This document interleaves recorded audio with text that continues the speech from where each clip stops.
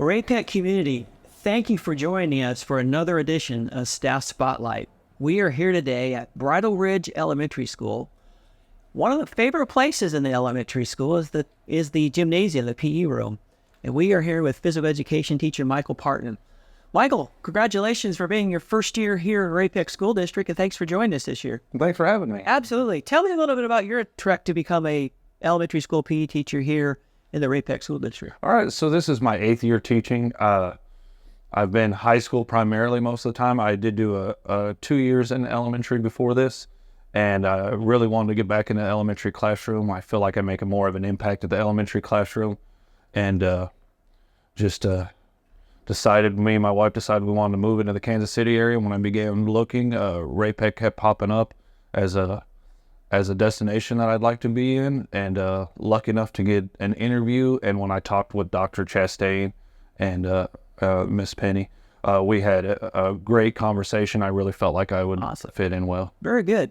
I've been in your classroom several times this year, and you brought back memories one of the times I was in, because I remember way back in the day, the parachute that was go up and down, and that was like the kids were just having a good time with that.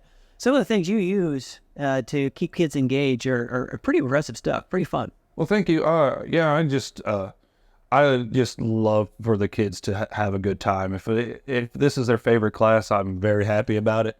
You know, if they come in and maybe they don't like one activity we're doing, but the next one they love, that's fine too.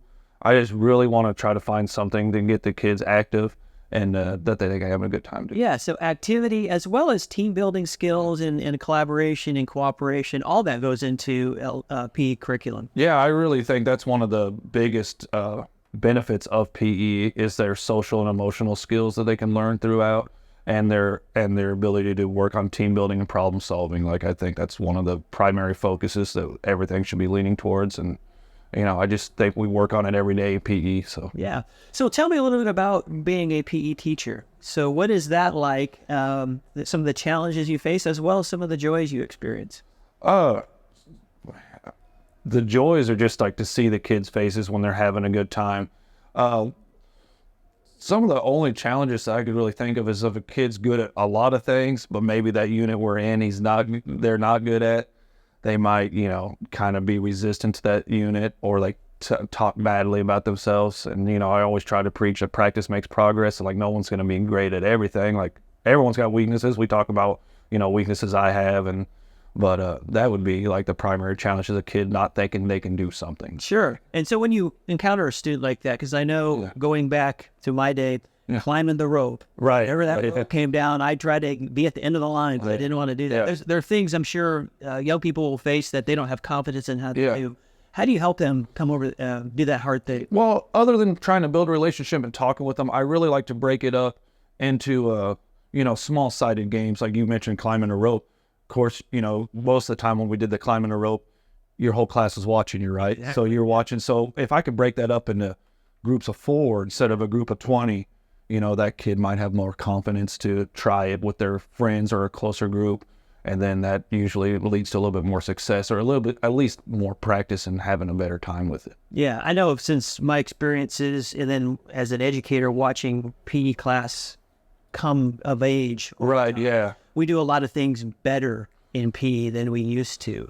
Yeah, we do. And when you go to, PE conferences and stuff, they kind of speak on that. They thought like there was a generation where PE was just roll out the ball. Yeah. And then, we've come and we've evolved so much, and, taking stuff out of the curriculum that just made no sense. And then, I think they've made leaps and bounds. And I think most SHAPE and the SHAPE organization as a whole does a great job with like educating and helping everyone. Yeah, because we want students to be active, and experience an active lifestyle. Right. At the same time, we don't want to, embarrass them to the point where they will no longer be active again. I think in early PE that was the approach. It was it was a sink or swim kind of. Yeah. If you're not good at it, just sit out. Yeah.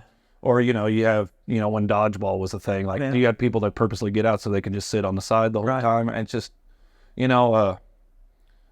I do think it's become a lot better. My wife was one of those that like didn't have a good time in PE, and so like she didn't want to be active, and she's found things she's liked. We talk about stuff we've done in my PE classes, and She just, wish we had that when I was in school. So I think we're going the right direction. I've also noticed that when I'm in your classrooms, they have you include students of all abilities and backgrounds into your activities. So tell me a little bit about that.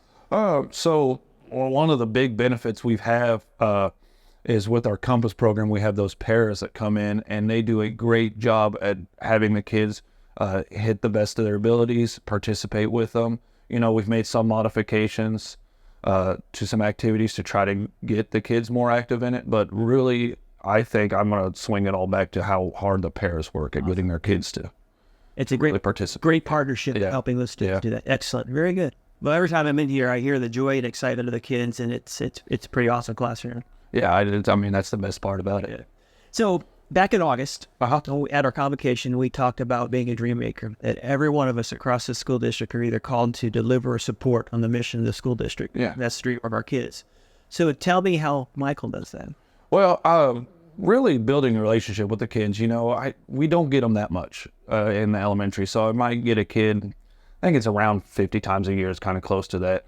So just trying everything I can to try to build those relationships, whether it's through talking to them, through playing the games with them, through just educating them. And that's one big way I do it. Another way, like I've always said, like every kid could find one thing active wise they can take for them for a lifetime, I'm very happy. If it's one activity they can take and do it for a lifetime, I'm super excited for them. You're building a lifelong skill or at least a lifelong interest in something active. Yeah. Good for you. So we're going to do something a little different as we close this out today. We're going to go and cut to maybe some games with the kids and see how you and I fare against the fifth graders here. How about that? Sounds like a good idea. All right, let's go. All right.